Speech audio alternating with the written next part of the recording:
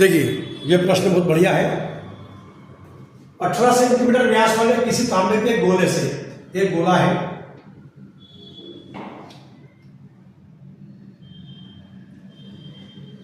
इसका व्यास 18 सेंटीमीटर है, तो त्रिज्या कितनी हो जाएगी? 9। ठीक है, मतलब R1 इसको अगर हम मान ले तो कितनी हो गई? 9 सेंटीमीटर। ठीक है, कितनी बात समझ में? 18 की आधी 9, यह सेंटीमीटर है। अब बोल रहा है तांबे के गोले से व्यास वाला एक तार का निर्माण किया था। इससे क्या बनाना? तार।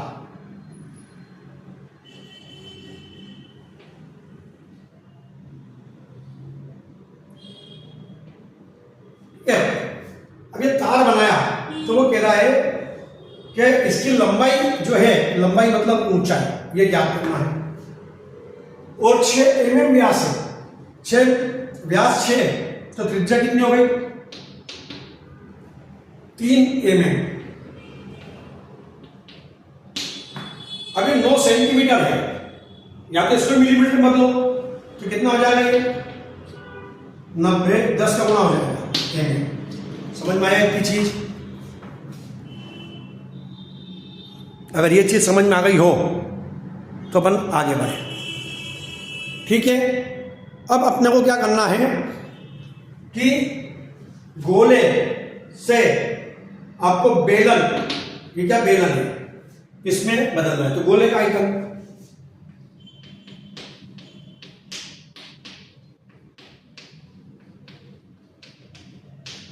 बराबर बेलन का आइकन।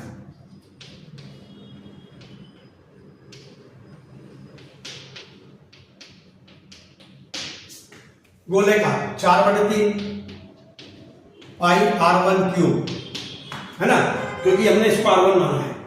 इसको बेलन का क्या होता है? पाई R स्क्वायर H। क्या होता है?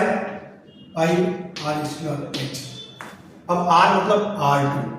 अब देखिए पाई से पाई गया, 4/3 R1 कितना है आपका?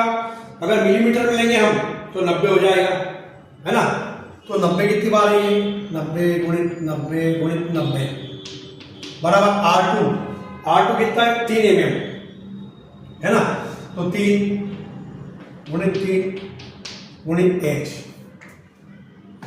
ठीक है, अब यहां पर हमको देखना पड़ेगा, ये सब बटे में आ जाएंगे, 2 3 3 की, ये 3 से कट जाएगा, 30 4 के 3 से जाने काट दो, 30 3 से काट दो, 30। ठीक है, तो H बराबर कितना हो जाएगा? 3 3 3 9 9 27, 27 चौक 108, और 0 कितना? 1 2 3, 1 2 3 बराबर H। ये मिलीमीटर में आया है। ठीक है, अब इसको बनाना सेंटीमीटर में।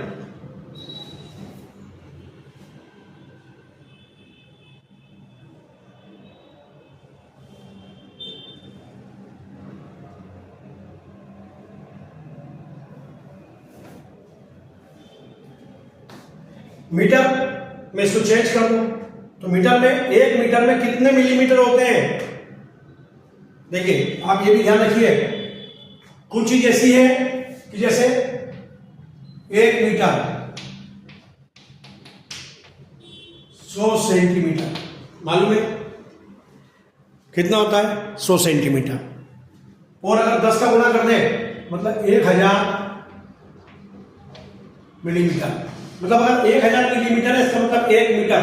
तो ये जो 1000 वाला है ये, तो H बराबर 108 मीटर। समझ में आया? देखिए प्रश्न कह रहा है 4 सेंटीमीटर त्रिज्या वाले शीशे के अर्धगोले, शीशे का एक अर्धगोला है। ठीक है, यह अर्धगोला है जिसकी त्रिज्या 4 सेंटीमीटर, इसकी त्रिज्या कितनी है?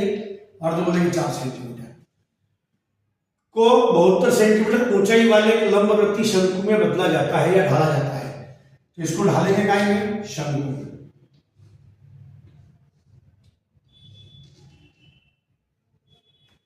ठीक है, ये आपका शंकु आकार हो गया। अब यहां पर कह रहा है वो इसकी ऊंचाई, देखिए R1 दिया उसने, R1 दिया है 4 सेंटीमीटर। फिर इसका त्रिज्या याद करना है, क्या करिए इसकी त्रिज्या याद करो शंकु की। तो इसकी अगर त्रिज्या याद करना है यहां से तक कितनी माना कि R2 आपको याद करना है। इसकी ऊंचाई h उसने दी हुई है कितने सेंटीमीटर का, 72 सेंटीमीटर का। ठीक है, ये 3 चीज दी है।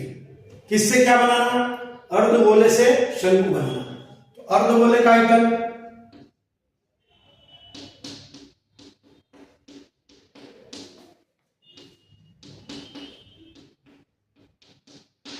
बराबर शंकु का आयतन।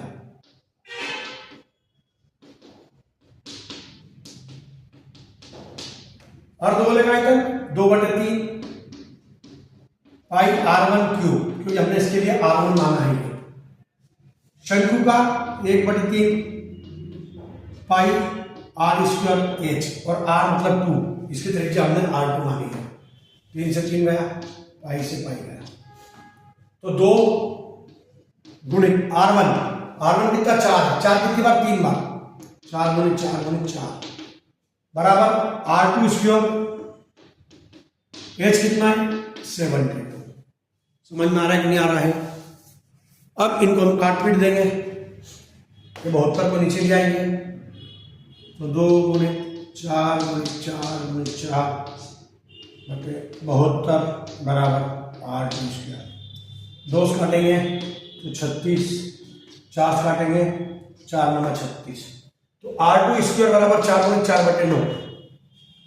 ठीक है, तो R2 क्या हो जाएगा आपका,